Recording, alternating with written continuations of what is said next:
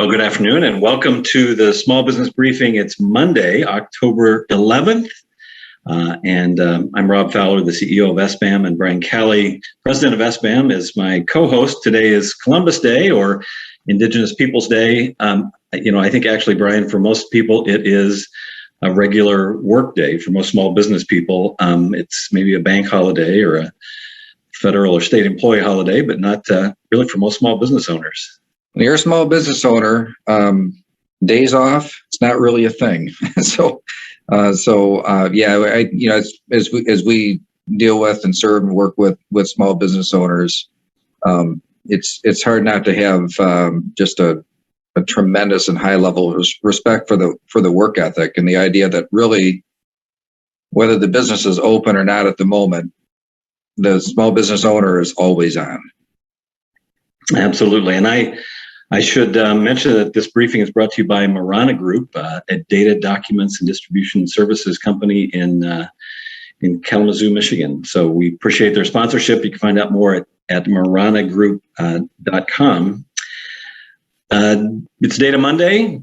Just as a reminder, the reason we look at the data is sort of driving the public policy and public policy response. We've been talking about the fact that it seems like potentially getting to the end of this pandemic, but then the data sometimes tells a slightly different story. What do we see today? Yeah, so let's, the first thing I'll say is that not a lot has changed. The trends look about the same as they did when we looked at these numbers a week ago, but let's just run through them quickly here. So in the U.S., the numbers continue to go down, not quite as sharply as a few weeks ago, but still substantially on a downward trend. Hospitalizations, the same thing. So you see nationwide that clearly the numbers overall are going down. In terms of mortality, the deaths reported across the country, there's a change in the data here, but mainly that was because Arkansas added a lot of data for the past couple of months and enough to really move these numbers. But save for that anomaly in the data, that the trend started hitting here too. Now the Times does a breakdown by region, and then they always have the state with the highest numbers broken out. So you see Alaska highest in the country, but also on a sharp decline now. So good news for them. Overall, still very high rates for their population, but coming down clearly. That light blue line is the South. So you see that has come down very sharply. And ours, the Midwest in green, has been kind of a few ups and downs here, but actually starting a downward trend. But that is not happening in Michigan yet.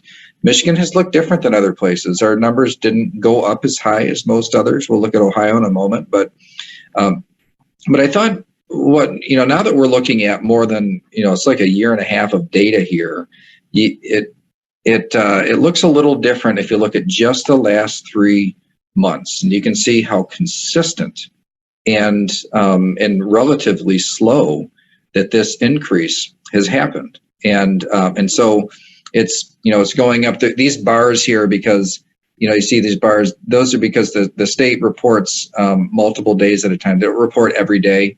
So here's the 7-day average is this line, and you can see it's very consistent, and it's still generally on an upward trend. One kind of interesting exercise I did with another association that looks closely at these numbers, we looked at, okay, what's the area underneath this line, and how does that compare to this one, the area underneath this line and the area underneath this line?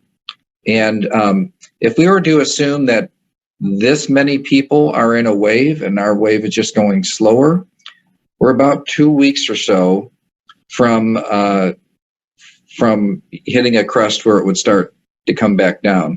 But the nice thing about this one, where it's been such a gradual or slow increase, is that it has made it such that the hospitalization at any given day has not been anywhere near as high as before. But again, as long as the infection numbers are still going up, you should expect hospitalizations to rise. The problems that hospitals are facing right now, and talking with some a couple of different hospitals around the large health systems around the state, is that they are seeing the culmination of people putting off healthcare for the last year and a half hit their doors now. So people that are coming in sicker, issues with chronic health conditions that, earlier screening or more robust management and surveillance of health problems could have put off. So right now, hospitals are feeling a lot of stress because of their staffing, but they're also feeling stressed because people are coming in sicker with things other than COVID, in addition to, COVID being a little higher than it was a few months ago. And then deaths reported in Michigan, this one obviously much lower than previous waves, and that has a lot to do with the highest risk population being more vaccinated, and natural immunity altogether has suppressed these numbers. So in Ohio, as you see, Ohio's numbers, they went up sharper than Michigan's, and now they've started to come back down. So I hope that that's an indication of what might happen with us.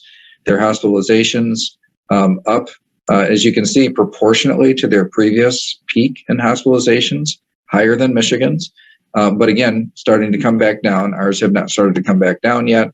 And then their deaths actually almost as high as they were at their peak in Ohio. But one thing to keep in mind is that theirs never got as high as ours did in certain periods of our pandemic. So while this might look like, hey, it's just as bad as it was before, but their before was not as tough as some of Michigan's worst days in terms of the amount of death that was experienced there. And then looking at the United Kingdom, still just hanging out at that mid-range level, and still totally disconnected from the mortality experience. And I think this is a great indication that they've had really high success between, they had this was like driven by Alpha, this wave back here, that Alpha variant that also went through Michigan in the spring. And but now between the immunity that was built up during this wave right here, plus over 95% of those over 50 are vaccinated, results in this type of an outcome where you have a pretty substantial wave of infections, but not a lot of death associated with it. So still the example, the standard that I look to, in just making sure that as we get further and further away from the original use of the vaccines in that country, as another wave comes through there, what happens with mortality? And it has stayed very, very low. So good news overall. Here in Michigan, though, it's a bit of an enigma where most of the country is going back down. Ours never went up that much in the first place, and so. But I should say though, there is a different level of strain on hospitals right now, and it's partly because of the coronavirus, but partly because of those healthcare procedures and surveillance and screening, checkups and things that were put off for a long time. Yeah, I was really.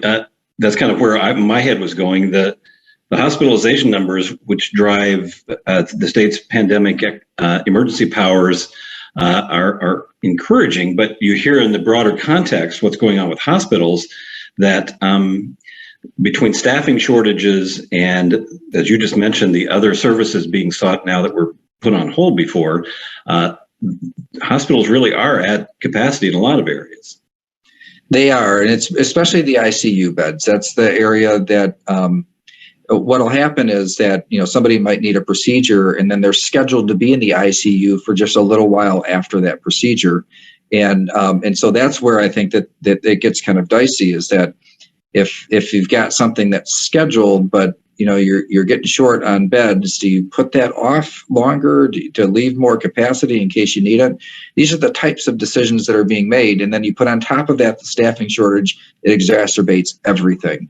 It's one of the biggest concerns that you see across the entire healthcare industry right now is particularly as it pertains to nursing, people that are worn out over what has happened over the last year and a half, but also for those that don't want to be required or forced to get the vaccine, even a small percentage makes a really big difference when there's already a shortage, and that's what they're facing today. Yeah, absolutely. All right. Well, we'll continue to watch the data as we have so far during this pandemic. We're going to kind of jump around a little bit here, but some interesting things happening across the state and the country. Let's start with at the state level. Maybe just to set the context for this a little bit, there was an effort a couple years back now to do away with a policy called Prevailing Wage, which required every public project to pay what is essentially union wage, and effectively driving up the cost of public project construction. that was done away with. Maybe you can explain the process where that happened, but there's been a little twist on this in this past week. So last week, the governor announced that prevailing wage was back, and this was kind of a surprise to everybody because the prevailing wage in law was, in fact, repealed a few years ago. And so what this does is it requires, there's survey of union wages, and then those surveys are used to set requirements for government contracting.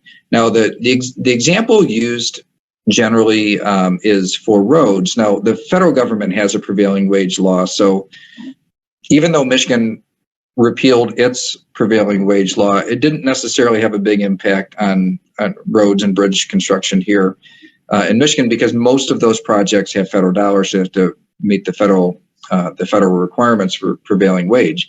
But when it comes to building government buildings, for example, and the state builds a new building or renovates a building or a school, local governments and things, that's where the prevailing wage made a bigger difference. Our concern with this, well, first of all, is the idea that the law was repealed, so the governor can't legally just say it's back, without getting the law passed again.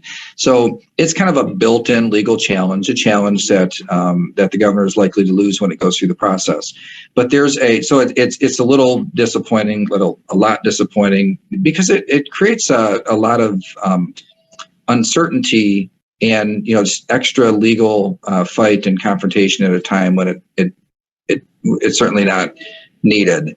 But the other thing that is concerning is that these prevailing wage laws are very, very complicated to administer, and they require a lot of vertical specialization. So they'll say, somebody's doing forms, it's this wage. Somebody's doing carpentry, it's a different one. Somebody's doing electrician work, it's this one. A lot of smaller contractors, they don't have specialists that they can hire. Like, you have people that do multiple jobs, and it makes it.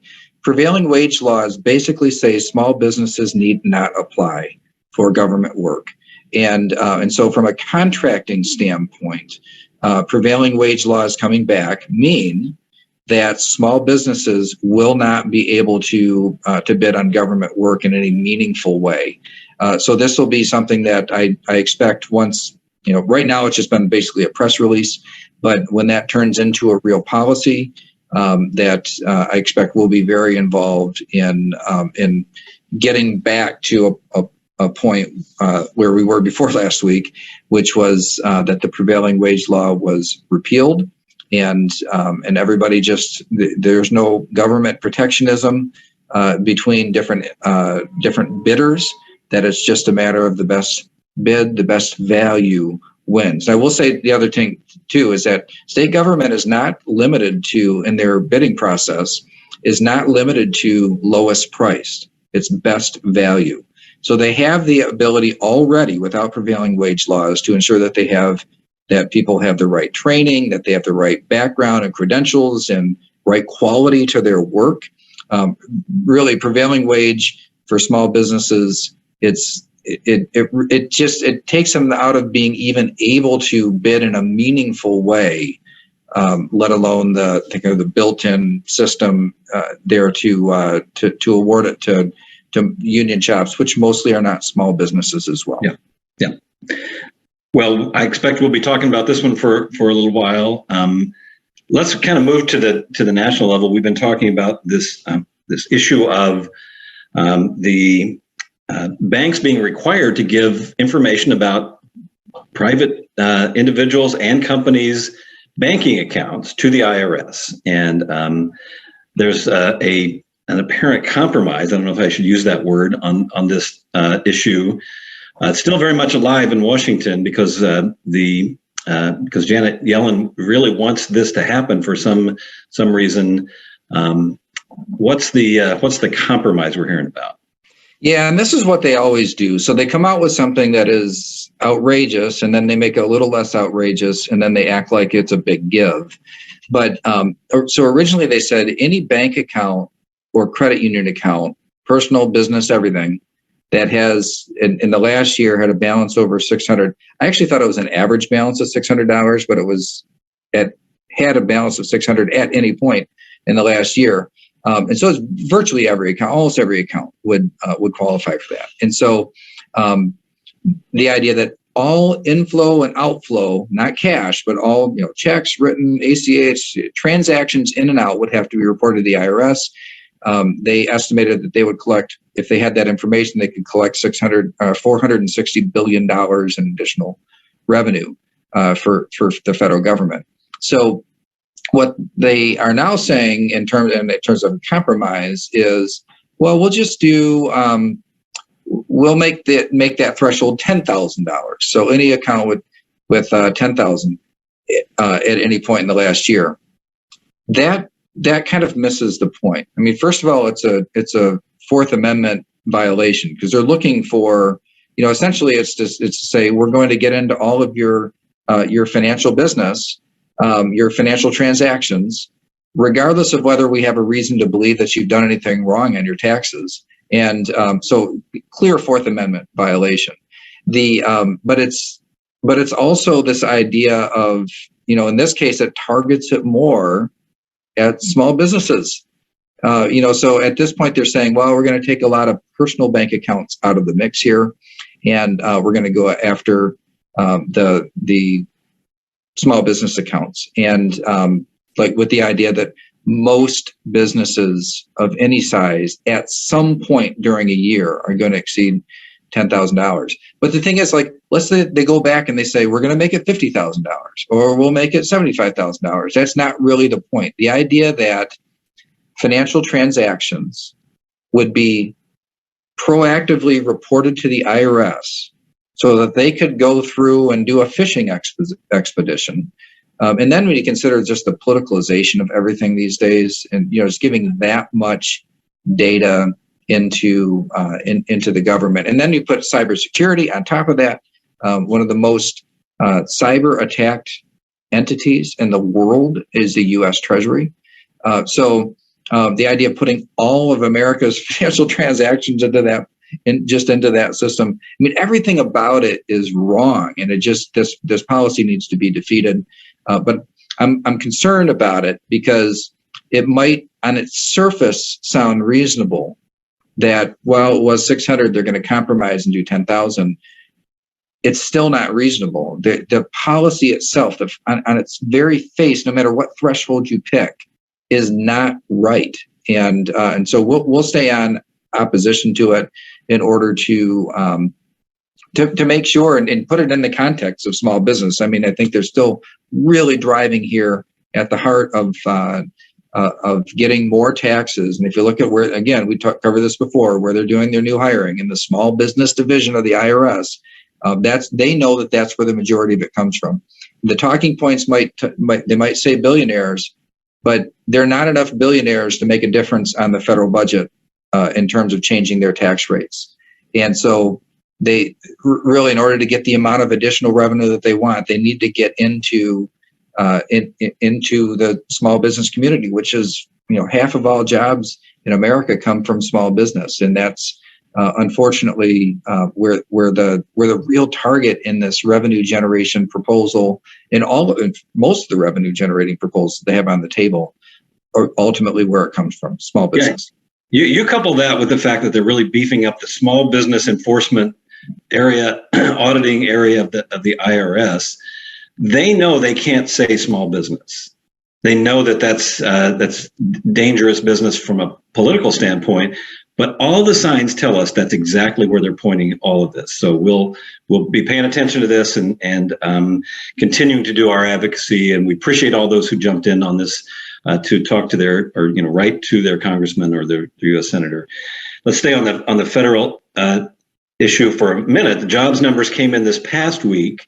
While 194,000 new jobs, I think is what the number was, still disappointing relative to the expectation.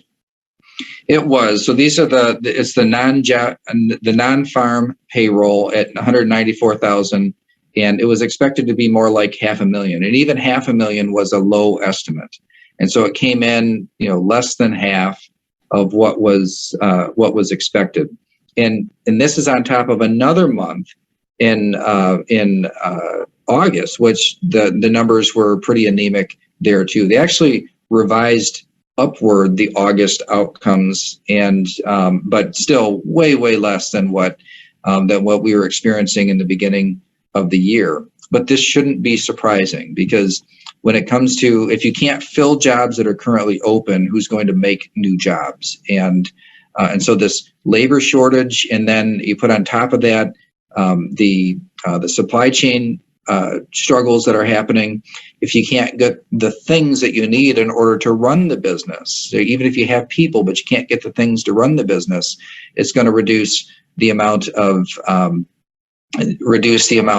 new jobs that you can create as well. And because as you look at this and these numbers, I know they can get kind of confusing, because you'll see that job growth was very anemic now a couple months in a row, but we also see that the unemployment rate had dropped, but at the same time, labor force participation, the number of people looking for work, really stagnated.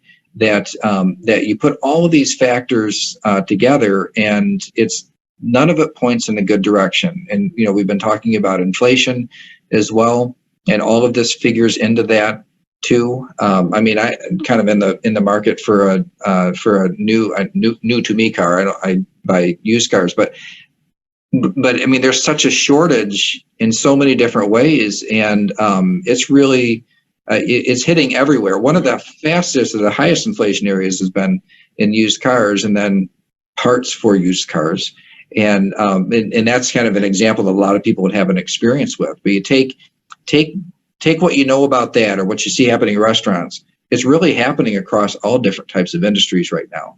So there are a lot of warning signs out there. And so if I were to put one thing out, like, well, what should the response be to that? The first rule is to stop digging. And so what we need is for the federal government to put aside this $3.5 trillion spending proposal with all the other issues inherent in it, and get back to basics. We really do need to get back to basics of a healthy economy. And that can start with the federal government normalizing its own activities. Yeah, absolutely. All right, let's come back home and to pandemic-related issues. A kind of interesting Michigan State University, who has a vaccine requirement for both their staff and their students, announced that they had hit 90%. But it's interesting to me. If you have a requirement, how do you only hit 90%? And I think there's there are a couple of things. First of all, 90% is pretty high. So it's they've got a process and following up with people, but there are legal exemptions that if you have you can have a medical exemption or sincerely held religious belief, and that's one where I'd like to learn maybe a little bit more about how they're handling that second one in terms of are they requiring some sort of proof or documentation or something like that? But they actually released their numbers that said that there were 4,339 vaccine exemption requests, 3,138 were approved, 224 denied, and then the rest are still going through the process. So a lot of that 10%, most of that 10% that hadn't complied with the mandate appear to be to have applied for an exemption of some sort. So pretty interesting. I guess those numbers are a little higher than what I would have expected, knowing that that younger people are the the areas where the vaccine uptake rate has been the lowest. But on the flip side of that, we know from all of the research that higher educational attainment correlates. It's the strongest correlation with higher vaccine rates. So I guess people going to college would kind of, according to the data, would just naturally be more inclined anyway. So for whatever reason that that education correlation is what more than race, more than political affiliation, more than anything, the educational attainment is the thing that tends to make the difference here. So perhaps we shouldn't be so surprised that on a college campus they had some pretty high numbers. Well, I think it's the first time we've had a chance to see inside an organization that has mandated the vaccine, how they've dealt with the issue of exemptions, what levels they actually got reached ultimately. So we'll, that's been a fascinating one. Let's talk about one of the drug companies that actually did not come out with the vaccination or didn't ultimately get theirs to market was Merck. They had been first to the market with something else. Tell us about that. They will be asking for emergency use authorization for an antiviral pill, which is for COVID and specifically for COVID. So this would be something you get COVID and you're either high risk or you're having a severe case. Then this would be an antiviral pill that you would take in order to get past it, to survive it. And so this will be the first one to market, likely be the first one to market. All indications are that the FDA is going to make this a priority and maybe issue emergency use authorization within the next few weeks. So this is a pretty big move. It will not be without some controversy because they can't just make enough for everybody. This is, think of all the supply chain issues we just talked about. I mean, ramping up something new like this is not just going to happen like that.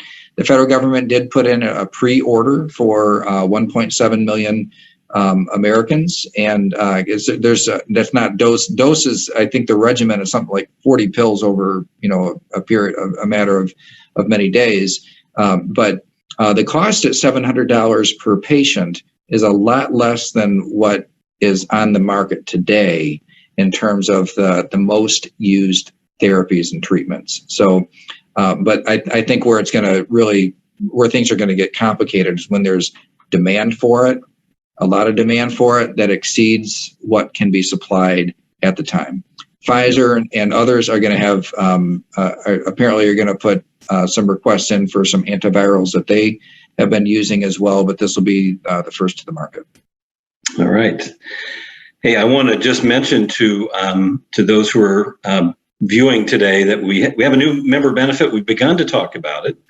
It's called a pooled employer plan. This was made possible actually by the Secure Act, which took effect in January of this year. So you'll begin to see more and more of this kind of product. A pooled employer. This is in the area of retirement planning or 401k administration in particular. It actually plays right to our strength, and that is, we often say our value proposition is we take the buying power of our members, we get them a deal they couldn't get on their own. That's that sort of pooling effect.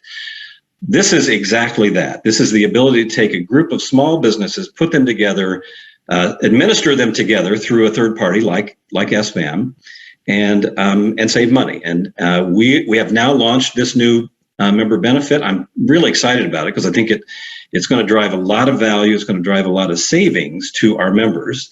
We'll talk about it a little bit more on Thursday. Scott Lyon's going to come on the briefing and we'll go a little bit deeper into it. But I tell you this because on October 18th at 1 o'clock, we have a webinar, which is to give you a little bit more information. Brian, I think you know that the SBAM employees are going to participate in this, and we'll save some money just in our own administrative costs. Yeah, this will do two things. First of all, if you already offer a 401k as a small business, the administrative burden and also the legal risks involved in that are substantial. And so this essentially offloads the risk and most of the administrative burden and cost. And so for those who already offer it, it's going to be a big savings in the, but for many small businesses don't offer this a 401k benefit because it's just too expensive to administer on a small business basis. And this will make that type of benefit more in reach of more small businesses. There are a lot of benefits at SBAM to being a member. This is one where I would kind of set it aside, kind of apart on its own, and say that this is really something that you need to take a look at. And it's something we ran the numbers already on our own system and know that it's going to make a big difference here. And in terms of our own 401k for SBAM employees. And we know that it will make that same type of difference for the rest of our members. So stay tuned on it. But I would, we have a lot of great benefits, but this is one that you really do need to take a look at. Well, as I said, we'll be going a little deeper on it on Thursday. Actually, on Thursday, we'll be coming to you from Mackinac Island. Our board, the SBAM board, meets on Wednesday, and our leadership council meets on Thursday and Friday. So we'll be live from Mackinac Island. Thanks for joining us today, and we look forward to seeing you Thursday at 3 o'clock. See you on Thursday.